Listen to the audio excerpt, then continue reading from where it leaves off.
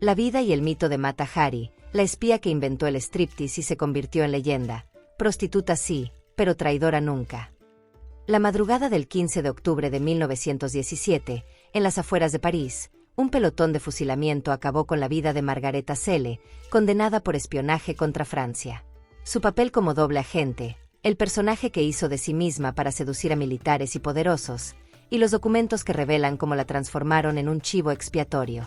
Quizás por su muerte frente a un pelotón de fusilamiento o tal vez por su fama como bailarina exótica o innovadoramente erótica y cortesana de vida sexual desprejuiciada, la mujer conocida como Mata Hari se convirtió en una leyenda dentro del mundo del espionaje y funciona casi como un sinónimo de mujer espía. Su nombre brilla mucho más que el de grandes espías como Virginia Hall, África de las Heras, Noor Inayat Khan o la maestra del espionaje británico Vera Atkins, aunque sus logros, si realmente los tuvo más allá del mito, sean infinitamente menores.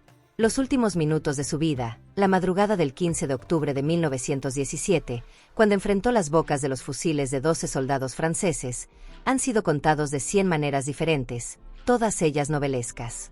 Su traslado, elegantemente vestida y maquillada, en un auto oscuro desde la prisión de Saint-Lazare, hasta el lugar de su ejecución. Su negativa a que le vendaran los ojos. El desafiante beso que lanzó a sus ejecutores antes de ser atada al poste y luego de haber desprendido los botones delanteros de su blusa en un último striptease son algunos de los supuestos gestos que ayudaron a construir ese relato. Las versiones son contradictorias. Una crónica de segunda mano en el diario estadounidense The New Yorker dice que enfrentó la muerte vestida con un elegante traje a medida amazónico, especialmente hecho para la ocasión y un par de guantes blancos, mientras que un periódico francés la describe con tapado, blusa escotada y tocada con un sombrero tricornio elegido por sus acusadores para que usara en el juicio y que era el único atuendo completo y limpio que tenía en prisión. Tal vez el relato más fidedigno del momento de su muerte sea el del periodista británico Henry Valles, testigo del fusilamiento, escrito muchos años después de aquella madrugada de octubre en las afueras de París. Dice que después de escucharse los disparos Mata Hari fue cayendo lenta, inerte, se acomodó de rodillas, con la cabeza siempre en alto y sin el menor cambio de expresión de su rostro. Por una fracción de segundo pareció tambalearse allí, de rodillas, mirando directamente a los que le habían quitado la vida. Luego cayó hacia atrás, doblando la cintura, con las piernas dobladas debajo de ella. Un suboficial se acercó a su cuerpo, sacó su revólver y le disparó en la cabeza para asegurarse de que estaba muerta. Ese mismo día nació la leyenda que la construyó como una gran espía, que se fue agigantando con el paso del tiempo y que dio lugar a innumerables libros y películas. Recién un siglo más tarde, con la desclasificación de una serie de documentos secretos, se conoció la verdad. Mata Hari no fue el espía fatal que pinta el mito y jamás reveló a los alemanes información estratégica, sino apenas simples chismes e historias de la vida íntima de algunos oficiales franceses. Esos documentos también demuestran que era en realidad una doble agente, al servicio de franceses y alemanes de poca importancia, y que su ejecución se debió principalmente a que Francia necesitaba un chivo expiatorio para encubrir sus fracasos militares. Mata Hari siempre sostuvo que no había dado a los alemanes ninguna información de valor a pesar de la oferta que le hicieron porque lo habría considerado una traición a Francia, su país de adopción. La leyenda cuenta que durante el juicio se defendió con esta frase: ¿una prostituta?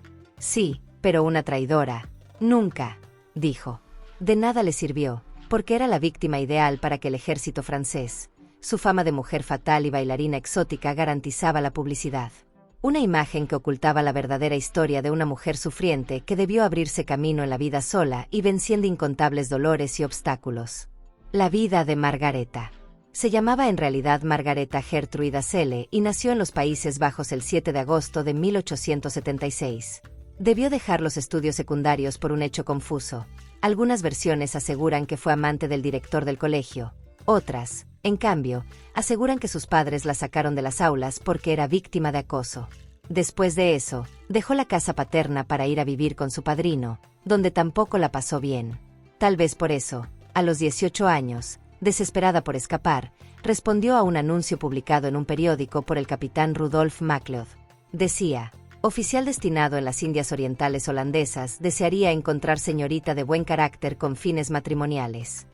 El aviso era en realidad una broma de un amigo del militar, pero a MacLeod le gustó Margareta. Se comprometieron una semana después de conocerse y se casaron en julio de 1895.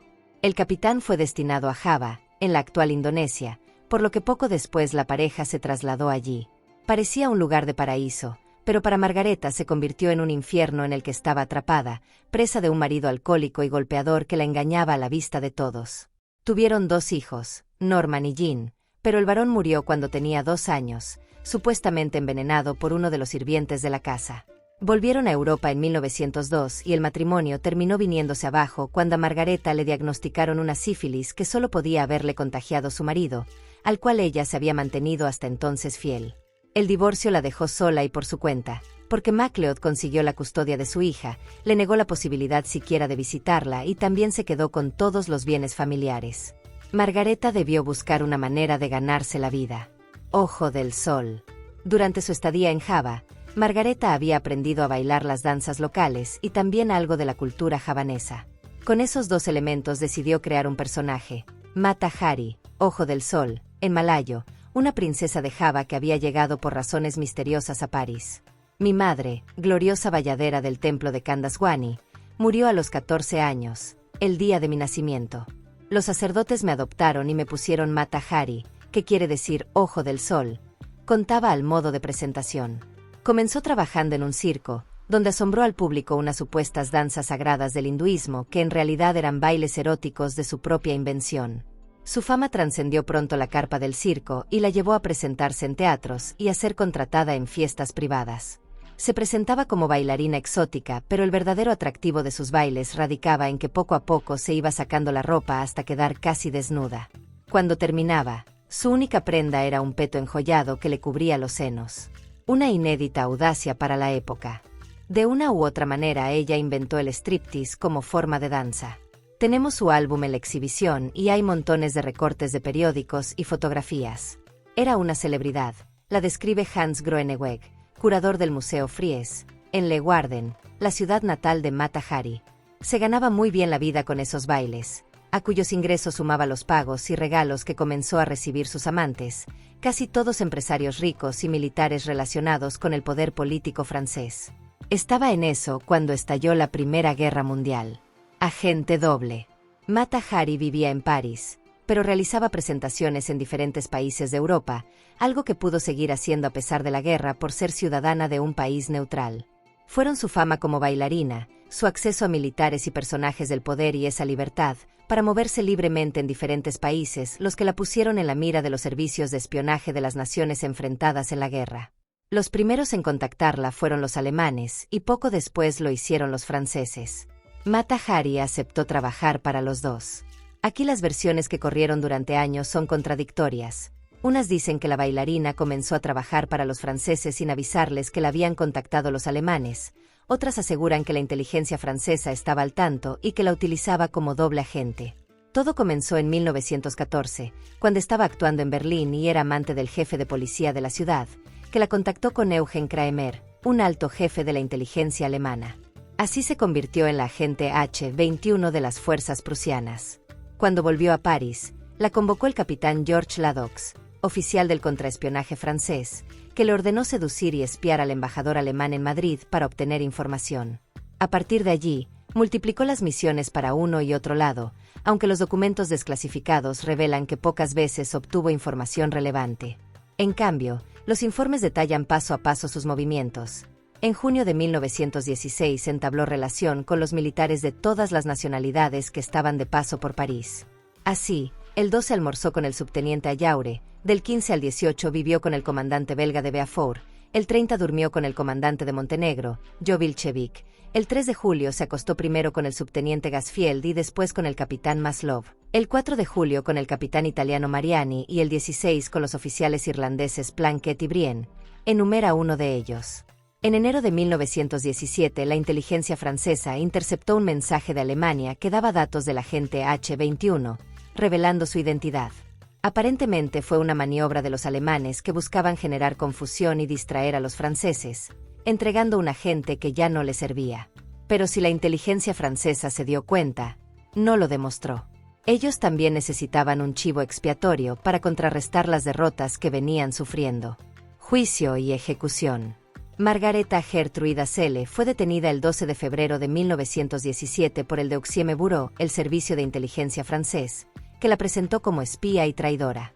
A partir de entonces, se desarrolló un montaje teatral para construir el chivo expiatorio que necesitaba Francia para justificar sus pérdidas en la guerra. Cuando fue arrestada la guerra iba muy mal para los franceses y ella era extranjera, muy atractiva, tenía relaciones con todo el mundo y vivía con ostentación, mientras los parisinos no tenían pan. Había mucho resentimiento en su contra, explica Pat Sipman, autora de una pormenorizada biografía de Mata Hari. Durante el juicio los agentes de inteligencia desmontaron la historia de la princesa de Java, pero la usaron convenientemente como prueba de que se trataba de una mujer que había vivido del engaño. Ninguno de sus amantes intervino para salvarla y fue condenada a muerte, acusada de haber provocado con su supuesto espionaje la muerte de más de 50.000 soldados. Fue un proceso irregular en el que no se garantizaron sus derechos de defensa y se presentaron pruebas fabricadas por los propios mandos de la inteligencia francesa. Condenada a muerte, la madrugada del 15 de octubre de 1917 fue llevada desde la prisión de Saint-Lazare a Château de Vincennes, en las afueras de París, donde fue ejecutada. Nadie reclamó su cadáver, que fue entregado a la Escuela de Medicina de París, donde se usó en clases de disección. Su cabeza se preservó en el Museo de Anatomía, de donde desapareció misteriosamente años después. Se presume que fue robada por un coleccionista. Para entonces, Mata Hari era una leyenda del espionaje mundial detrás de la cual había desaparecido la mujer de carne y hueso. Esa que su biógrafa Sipman describe así: fue una mujer que se hizo a sí misma, que se creó a sí misma. Hizo de sí misma a alguien que no era y lo hizo brillantemente. Era muy buena bailando, actuando como cortesana y no tenía reparos en lo relativo al sexo. Todos sus amantes se iban felices.